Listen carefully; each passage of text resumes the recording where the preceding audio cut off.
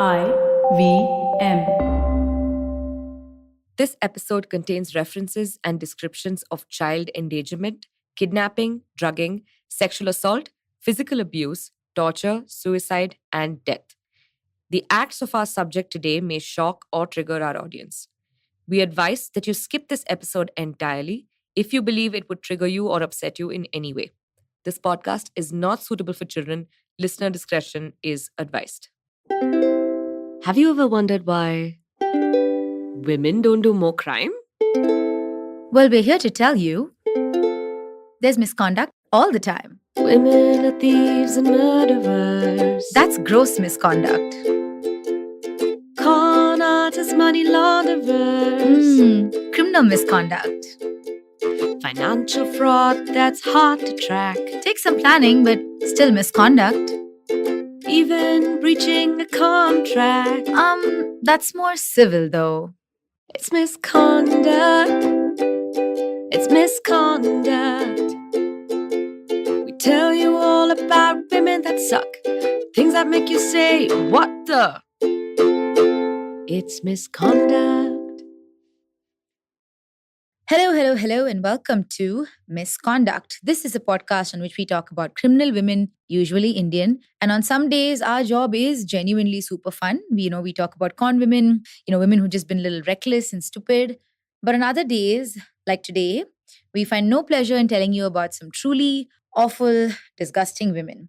But those women exist, and we're here to tell you about what they did. I'm Raghavi. And I am Nisha. And that intro from Raghavi was super depressing because this episode is super depressing. Because this episode is about Sonu Punjaban. She's also known as Geeta Arora, a name she changed up to avoid detection by the authorities. Sonu Punjaban is an Indian sex trafficker who was convicted and sentenced for trafficking a minor. She was sentenced for 24 years with a very low likelihood of being let go for good behavior. Because honestly, the only way she can exhibit good behavior at this point is if she rescues a puppy from a fire in like some poor place, I guess. I don't know. I would not believe it. Yeah, I assume she put the puppy in there herself just to get some sympathy points. For sure. So, Sonu was alleged to be a kingpin of the sex trafficking trade of Delhi and the NCR region for many years. It's also alleged that her clients included high-profile businessmen, and to a certain extent, the Delhi police sort of looked away or didn't interfere.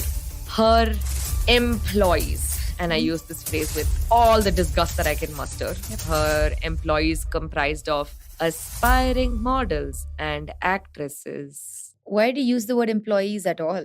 Yeah, because there are actual publications that have used this word at least a couple of times, and it's just disgusting all around.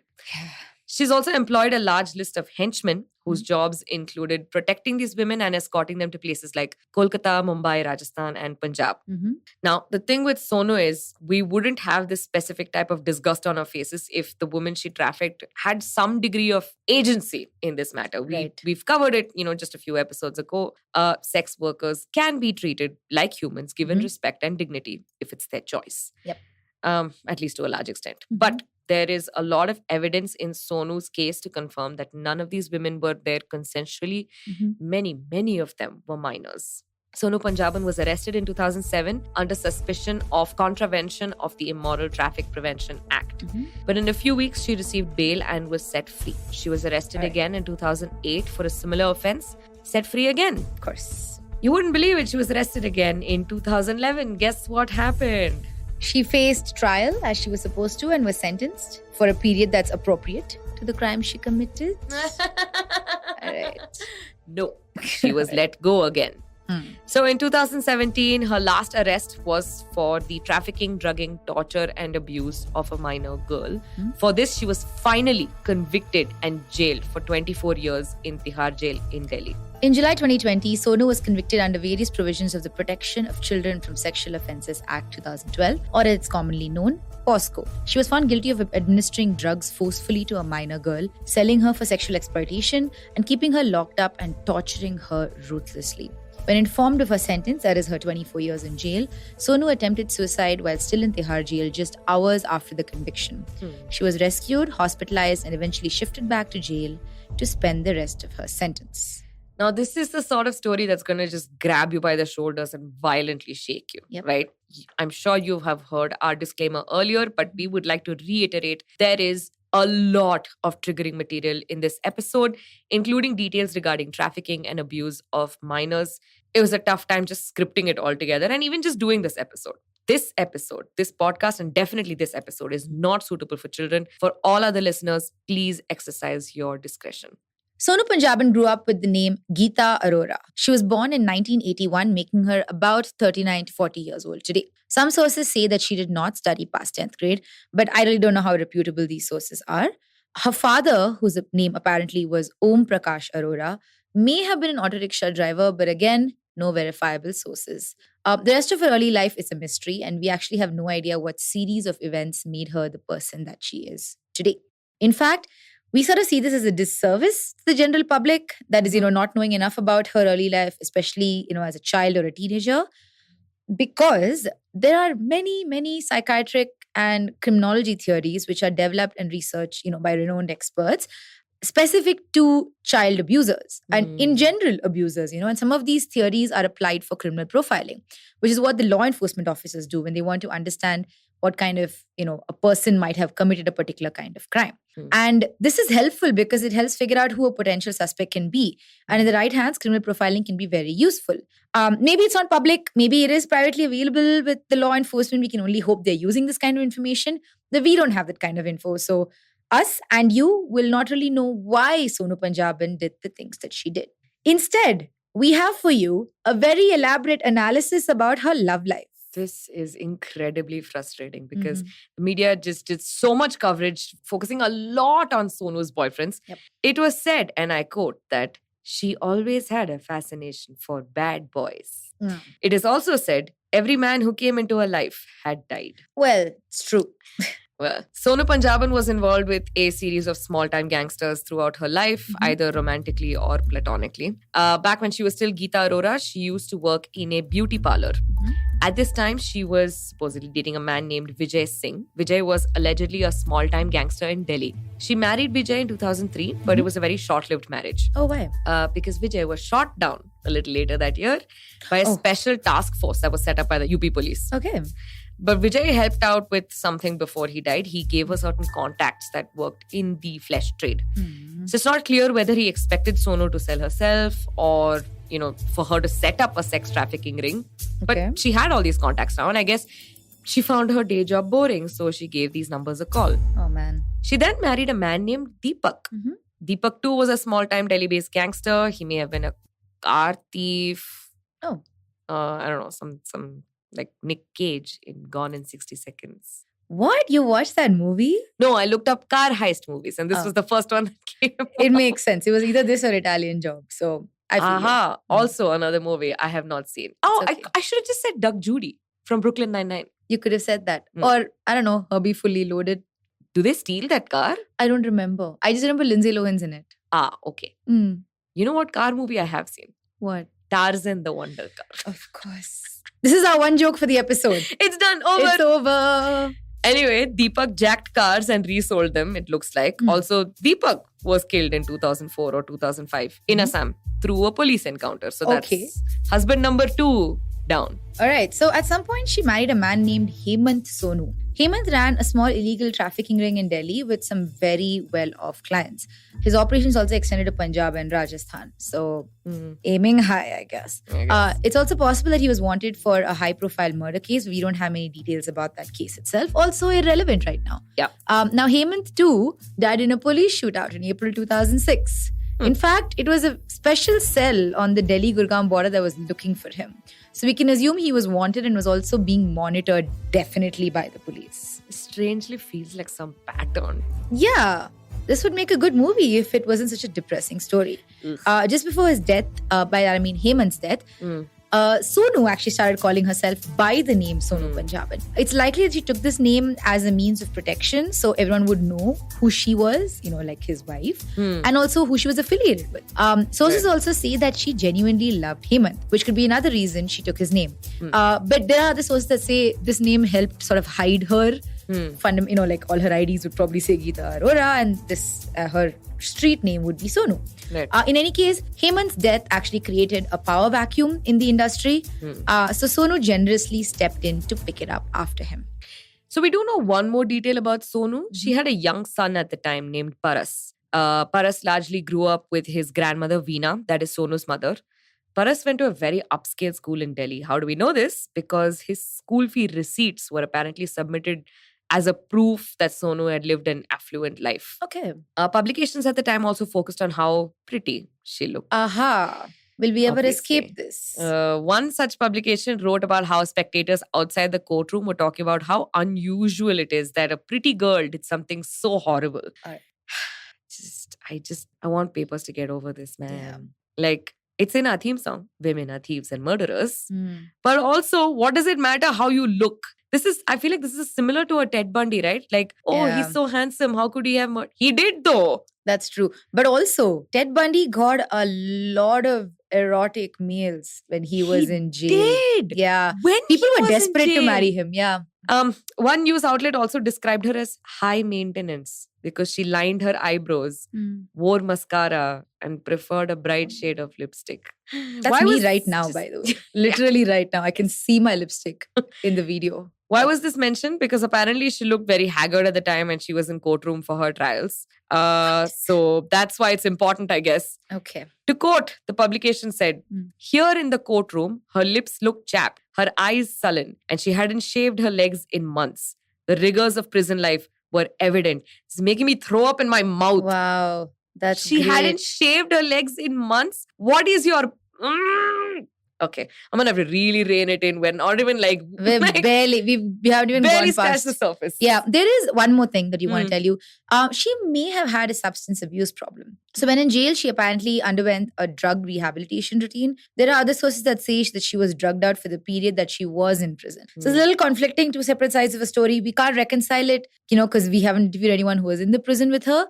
However, one police officer appears to have said, and I quote, cocaine, she's an addict. It is a lonely life in there. Substance abuse is common. Great. Fantastic. Wonderful. You know what is not common? What? Officers keeping boiled eggs as snacks. That's so specific. Yeah, because IBM keeps them and I don't know why I get so excited by it. Every time I come here, I eat a boiled egg in the evening. So I'm going to take a break. I'm going to eat an egg and rethink my life's choices. That's fine. And then we'll come back to this.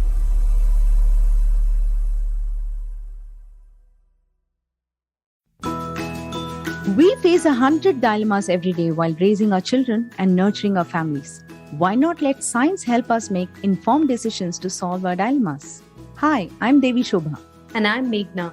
We host Big Talk About Tiny Humans, where we will help you unpack challenges around parenting and your child's development. And more importantly, we will equip you with research-backed strategies that you can readily act on. Tune in to our podcast every Wednesday on the IBM Podcasts app, website, or your favorite podcast platforms. Welcome back after the break. I hope you enjoyed an egg like I did. So back to Sonu Punjaban. The Times of India in January 2019 reported that Delhi's Sonu Punjaban, alias Geeta Arora, has been ruling the dark underbelly of the flesh trade in Delhi for years. After every arrest, she's back in business in a more organized way. So let's see how true that is. By 2009, it's alleged that Sonu Punjaban had moved to South Delhi, where she was operating out of an apartment. She appears to have been using WhatsApp as a messaging tool to schedule appointments with clients. Sources say that payments were also made through mobile payment apps. Okay. Now, we want to just say straight up that the number of victims that Sonu abused is not clear. The case that we will finally talk about is regarding the abuse and trafficking of one minor girl. Right. But based on the kind of money that Sonu made between 2009 and 2017, it is very clear that she had more than one girl on her rolls. In 2007, Sonu was arrested under the Immoral Traffic Prevention Act. Those among us who paid attention to the Gangubai episode, you will know the act refers to criminalization of public solicitation of sex work, including pimping, running a brothel, and penalization of clients. Hey, you paid attention. Yes, I did. There are absolutely no allegations of Sonu either engaging in sex work herself or being a client. So we can presume that she was a pimp under these particular rules in question. Right. However, this case just went nowhere. She got bail immediately and went right back to work again. She was arrested again in 2008 for the same offense, and again she walked out. That's just solid. In 2011, she was arrested in Delhi under the Maharashtra Control of Organized Crime Act. I understand it says Maharashtra, but the act was also extended to Delhi. So this act gives special powers to Maharashtra and separately Delhi, for their state governments and the police to track and prosecute organized criminal activities. An FIR was filed against her for running an organized sex racket. The police had actually deployed 2 officers who posed as customers and laid the trap. This was a classic sting operation. The officers then struck a deal with one of Sonu's associates, asking for 2 girls. When they were brought out, the girls were immediately taken into, protective custody, and essentially a raid happened. Court documents later detail that Sonu had a series of girls on her roster, including school dropouts, aspiring models, and actresses. She also apparently hired henchmen for transportation, logistics, and protection. A senior officer of the police has also said that she had regular, frequent customers, like brand loyalty in a really, truly disgusted way. That's horrible. The problem, however, was that the prosecution was not able to prove that Sonu was directly linked to this. So her arrest apparently was independent of the raid, and it seems she was arrested because the associates named her in the statement and not because she was found at the premises. So because there's no direct proof against her, the Delhi court acquitted her in 2014. And Sonu walked out again, free to abuse whichever young soul she chose. So there is some slightly conflicting account here as well. Right. An Open magazine article from 2012 where the reporter observed Sonu in jail says that she was present when the sting operation happened. Oh, okay. The article states that it was not just 2 women but many others that were involved. Apparently the undercover police officers pushed to see more women other than the 2 that were presented to them. Okay. They wanted more proof of trafficking and also to nab someone higher up in the sort of criminal pyramid scheme. The low-level associates took the officers to their house in Anupam Enclave, which is where Sonu was spotted. Oh. Apparently, she walked in at some point, and the article describes her as looking both imposing and charming. All right. The article also states that Sonu looked for women in universities primarily who were looking for cash to either survive or enhance their lifestyles. Okay. It's not clear how much of it was consensual. In fact, we're almost inclined to not believe this article because it doesn't really delve into how consensual the whole affair was. Right. Okay. And also, I guess this is 2012 and I don't think there was much conversation on consent back then. Fair. To be honest, right now I just feel quite meh on that article. Okay. For one, it's titled A Lady and a Pimp. Okay. Sounds like a terrible Agatha Christie knockoff novel. Yes. For one. Secondly, it also looks like it kind of romanticizes that lifestyle. Like she was just a pimp working with women that wanted to be in the sex trade. And lastly, the accounts of how she was just a pimp it doesn't really settle with us, especially based on what Raghavi is going to say now. Right. So, in 2017, Sonu was arrested for the trafficking and abuse of a minor child. We're giving you one last trigger warning. Please skip the section entirely if you wish. We've already told you what's coming up ahead. In 2014, a young girl arrived at the Najafgarh police station, which is a city to the southwest of Delhi. She said that she had escaped from a house in which she was forcibly kept by a few men who were sexually exploiting her. She was around 17 or 18 years old at this time. She described her life from when she was kidnapped at the age of 12 in the year 2009. She said she was taken away from her home by Sandeep Bedwal, a henchman of Sonu's. She resisted Sonu's demands to become a sex worker multiple times. However, Sonu had methods to suppress this minor girl. She was given intoxicating substances for several years to suppress her resistance. For about 4 years, the minor girl was sexually exploited at the hands of several client offenders of Sonu's. Sonu then sold the minor girl to an associate who lived in Lucknow. The minor girl was transported across state borders for the purposes of sex trafficking. Now, the minor girl had given her statement to the police on 9th February 2014. A few hours after the girl made this complaint, she vanished. The police say they searched for a while but could not find her. But my question is, why let her out of your sight at all? That just makes no sense to me. The girl was found again in 2017. She was picked up by Sonu's gang right after she filed her complaint in 2014, and she was locked up in another house for 3 years.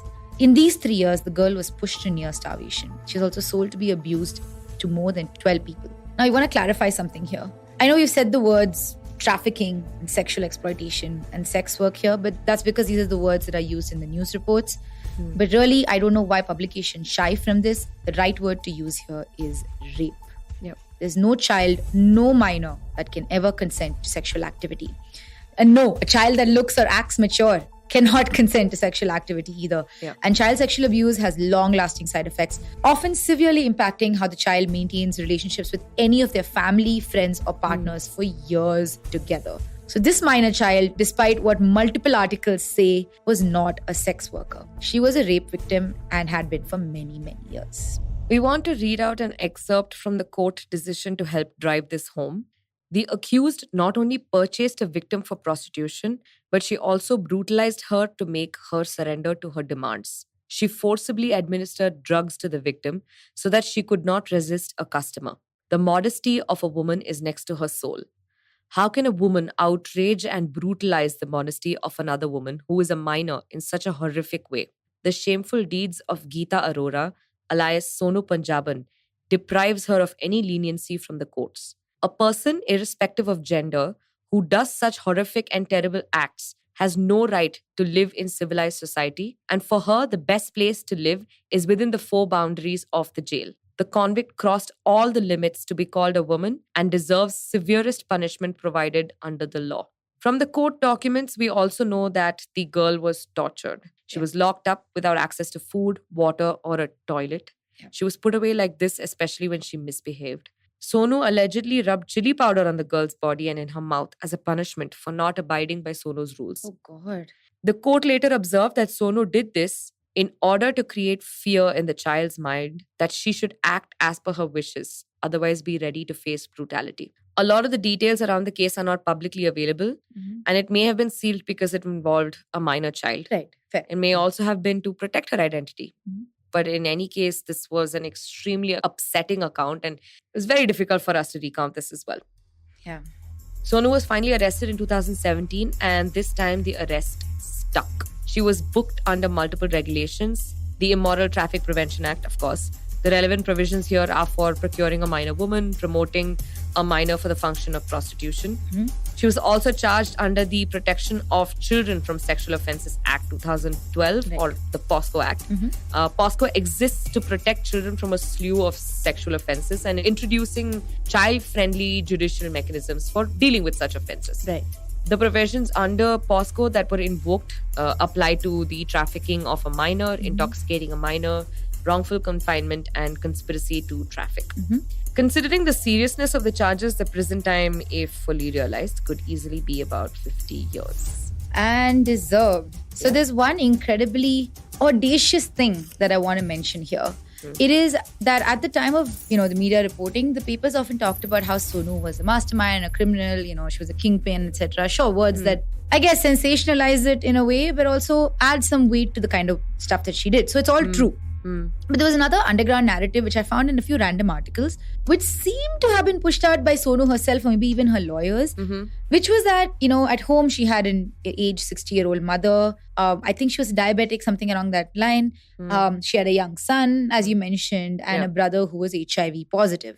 Is this true? No idea. But I think the narrative that they wanted to do, what I sort of put out there, was stress that Sonu was a mother, a daughter, a sister, the kind of stuff that they do in general, like, when it comes to a sexual assault victim, Yes, I know I was people, just going to say. I know people put that tag to make it look like they're almost somebody else's relation, and that's why it's a terrible thing that happened to them. Exactly. They belong to some other man in some way, That's why you should feel bad for this. And I hate it when someone says, what if it had been your sister? What does it matter? It's irrelevant. Yeah. Yeah. Would you only protect your sister? Exactly. Would you only think it's a crime if it happened to a female person that that's just really, really unacceptable. But clearly, when she put out the narrative, or whoever was associated her put out the narrative that she was a mother, a daughter, and a sister, etc., it was clearly, asking for that sense of leniency. Like she was a human deserving some degree of leniency, right? But I get that. Like if I was her PR person or her lawyer, right, I know that this sentiment is there, especially in India. Right? Yep. I would definitely put out something like that to appeal to that if I wanted to get more ask for leniency. I get it. In fact, you know what? I mean, this is a terrible thing to say out loud, but I kind of have to.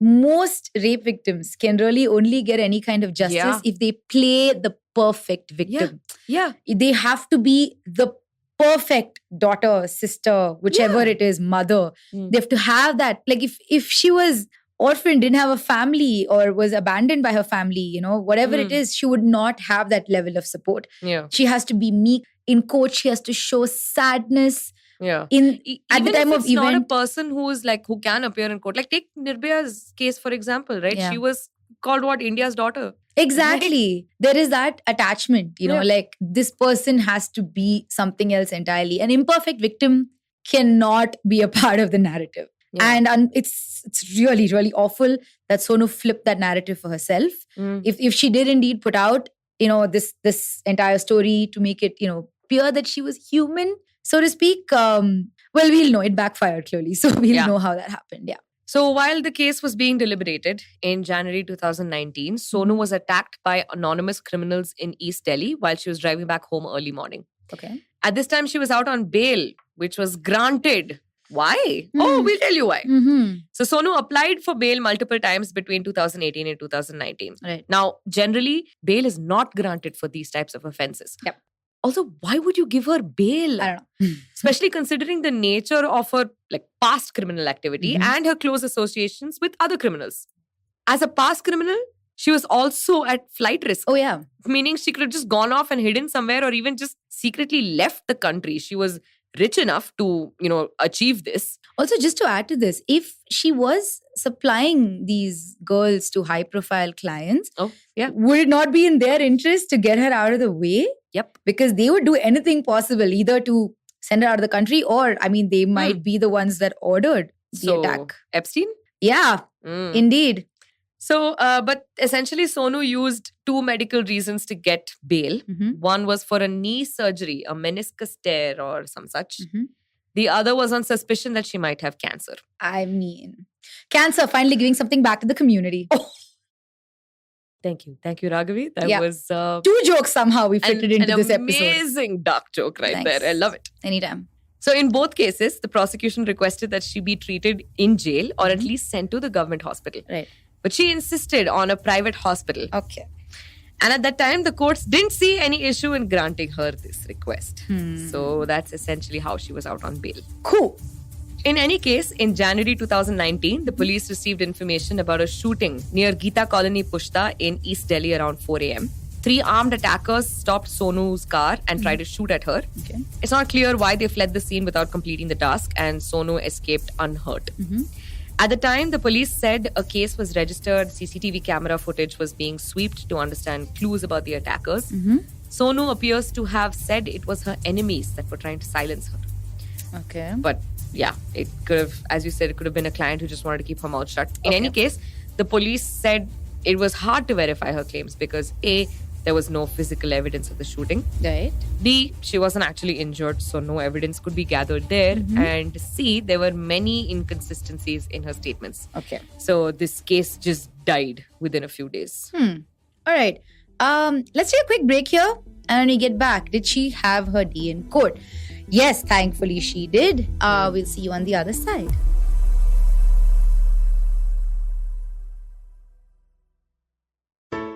Hello. It's been another great week here on the IVM Podcasts Network. On Think Fast, Varun and Suchita discuss Ola's fall, Dream 11's rise, and Sheryl Sandberg's exit from Meta. On The Wire Talks, Hindi poet Ashok Vajpayee tells Siddharth why our government should not promote any language. On Big Talk About Tiny Humans, Devi Shobha and Meghna talk about postpartum depression. On the Musafir Stories, Saif and Faiza explore Aurangabad with Sagar Senapati from Travel Safar Aur Hum. And on Hanswani, hear the story Gopal Ko Kisne Mara, a tale of the loneliness that comes with old age. We've got some exciting news for you. IVM Podcasts has just launched its merch, and our first line is out now. Head to the IVM Podcasts website and click on the shop tab to check out our first collection of t-shirts. Do follow us on social media. We are IVM Podcasts on Twitter, Facebook, Instagram, and LinkedIn. And remember, if you're enjoying this show or any of our other shows for that matter, please do tell a friend. Also, don't forget to rate us on any platforms you're listening on. And you can also check us out on YouTube. We're also doing a small listener survey to better understand how you respond to our shows and advertising on the network. We would really appreciate it if you could spare a few minutes to fill it in. It helps us build better shows for you. And finally, we would like to thank our sponsors this week. SBI Life Insurance, Apne Liye, Apno Ke Liye. Jupiter, a digital banking app. Capgemini, get the future you want. Intel vPro, built for business. And Intel, future banao wonderful with Intel-powered laptops. Welcome back, everyone. And yes, Sonu is in jail, thankfully. And obviously she was convicted, so she's going to stay in jail for a very long time. So on 16 July 2020, right in the middle of the pandemic, we get some halfway decent news. Sonu was convicted under POSCO of forcing a minor into sex work, for procuration of minors, for slavery, selling and buying minors for prostitution, poisoning, wrongful confinement, and criminal conspiracy, among other things. This is a pretty large set of convictions for which she received 24 years in prison, 2 of which were already served during the trial. Her accomplice, Sandeep Bedwal, who you remember kidnapped the minor girl from her home, he received 20 years for kidnapping and raping this girl when she was 12 years old. He was also convicted of procuration of minors, of slavery, selling minors for prostitution, and criminal conspiracy. Just the scum of the earth across the board is what we have listed here right now. As you mentioned earlier, the Delhi court observed that Sonu had no right to live in a civilized society and deserves the severest punishment. In fact, the judge Preetam Singh also imposed a fine of 64,000 rupees on Sonu and 65,000 rupees on Sandeep. And in an effort to vaguely make up for what happened to the girl, a compensation of 7 lakh rupees or 700,000 rupees was given to her. The court sort of acknowledged that this could never be enough, that the girl's education and life was stolen from her and she deserved much more. In which case I say, well, then take stuff from Sonu and give it to her. It's really that simple. 7 lakhs is literally like an engineer will earn it in 1 year. Yeah, and she likely was entrapped for almost 7 years, right? That's 1 lakh a year. That is the value of this child's life. So, well, that sucks. You would think that the 24 years that she got was justice enough. Nope. It's pretty terrible still. The court also said, and I don't know why they said this, they weren't going to match it up, right? The court said, at this tender age, girls not only go to school, but they enjoy their childhood while playing with their friends and enjoying the protection of their parents. However, the victim had suffered mental and physical trauma at the hands of both the convicts and their associates. All right, what do I do with this information? I don't know. Let's see. I have a question here though, Raghavi. Do none of these come with a death penalty? They do. But from the cases that I've seen, okay, so there have been a recent set of amendments to the IPC in particular, which talk about certain kinds of sexual assault and, sort of an additional punishment for that. Some of those, the more vicious kinds, do include a death sentence. The problem with something like that is when a criminal knows that sexual assault can result in the death penalty for them, their immediate reaction, most likely to escape, would be to just kill the victim. Yeah. Because the victim remains, not just the physical evidence for the crime, but also the singular witness very often. Yeah. So to kill off a witness would mean removing the she said of the she said, he said part. And yeah, if they can't speak for themselves, what crime has been committed, right? So that is the tricky bit about adding the death sentence, something like this. There are some cases I've seen where sexual assault of a very vicious nature plus murder has resulted in the death sentence. That is something that I've seen though. Okay. Yeah. Because in this case, they keep talking about severest punishment. But she's still in jail. Yeah. So, I don't know. I feel like this is one of those things like, you should keep her in jail for 24 years and then shoot her. Yeah. Maybe. But back to what I said. Yeah. Your immediate response is going to be to kill the victim. Yeah. Right? I get that. So, I mean, on some level, that's a terrible choice to take away from that victim. Finally, of course, I forgot to mention this. The court noted that, Sonu Punjaban not only purchased the girl for prostitution, but she also brutalized her to make her surrender to Sonu's demands. And this added to the degree of punishment as well. So right after she was declared guilty, Sonu attempted suicide in her cell in Tihar jail. Reports say she expected to get away or at least get a much lighter sentence. When she Right. received the news, she grew very silent in the courtroom. Mhm. She cooperated with the police as they took her for processing to Tihar jail in preparation for the sentencing. Mhm. To clarify, you don't generally get the sentence right after you are held guilty. Judges take a few days to determine the quantum of the punishment. Right. So at this time, Sonu didn't know how many years she'll get, but it's likely that she would get at least 20 years in jail.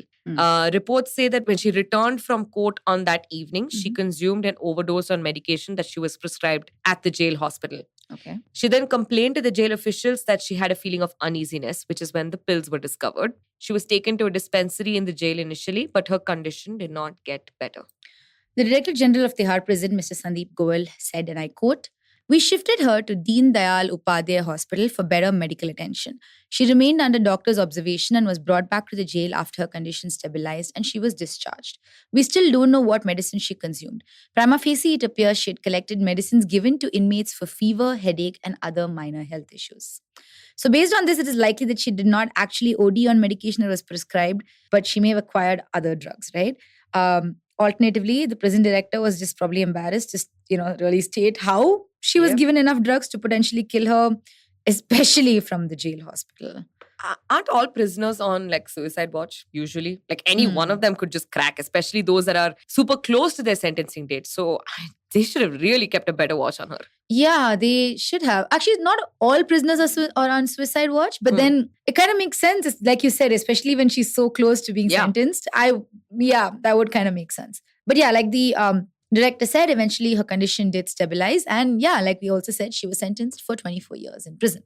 So Sonu Punjaban's case is very similar to something that we mentioned before, Ghislaine Maxwell. Mhm. So this is the woman who was Jeffrey Epstein's associate and allegedly his supplier and coordinator. Between the two of them, they pimped out many, many women, including many underage girls, to Right. high-profile and wealthy people across the world. Mhm. One major case that was recently settled was regarding allegations that a woman named Virginia Giuffre was forced to participate in sexual acts with Prince Andrew, Mhm. the Duke of York and the third child of Queen Elizabeth II of Britain. Right. So while the civil case is settled, the criminal proceedings is still pending. Mhm. Ghislaine Maxwell herself was found guilty by a jury in a federal US court on 5 counts of sex trafficking and 1 count each of transporting a minor and sex trafficking of a minor. So she's awaiting sentencing, will be confirmed by the court in late June 2022. Mhm. She's likely to serve the rest of her life in prison. Fair.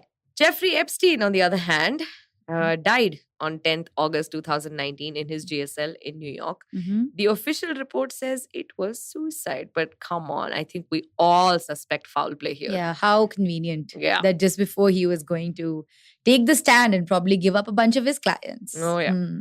So much like Sonu Punjaban, Jeffrey Epstein and Ghislaine Maxwell both cater to a very high profile and extremely wealthy bunch of clients. Mhm. We would not be surprised if Epstein was targeted in order to silence him. Right. There is speculation that he planned on giving away the names of some of the very, very high profile people that were involved in sex trafficking ring and was therefore killed. Also, Sonu's gang is still out there.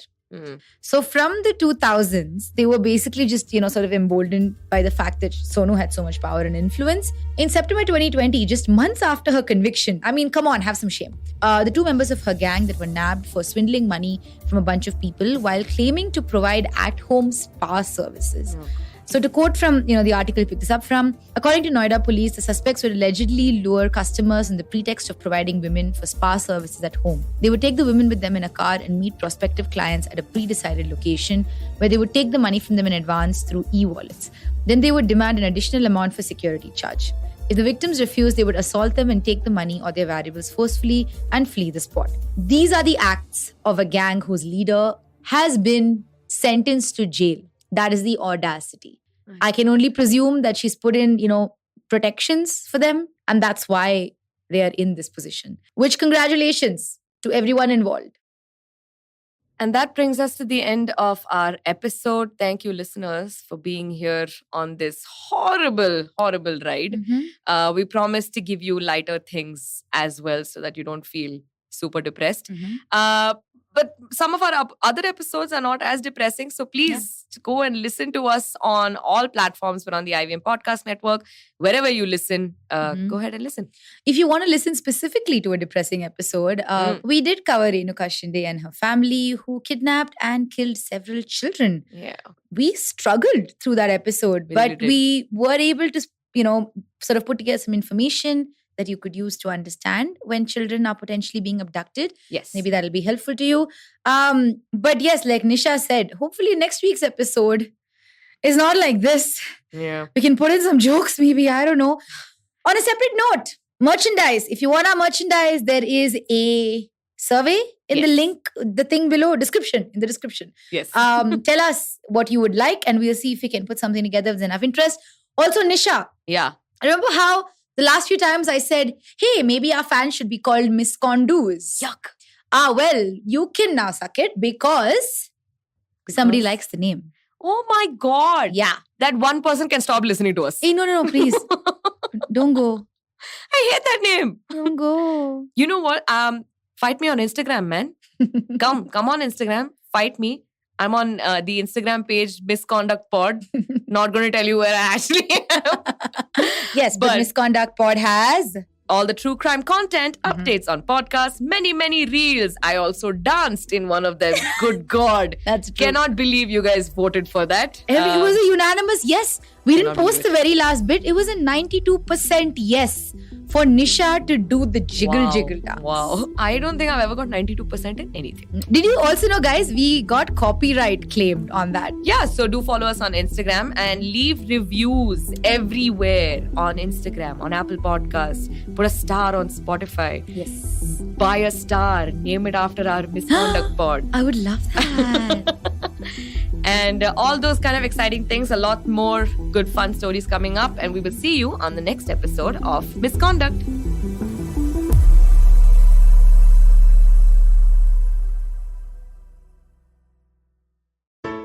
There's a quick survey to fill out on ivmpodcast.com/survey. It lets us know a little bit more about who's listening to us. And you know what? We're going to do a few prizes. So, we'll do a random drawing of maybe 10 people and we'll send you all some swag. Remember, that's ivmpodcast.com/survey where you can fill out the survey.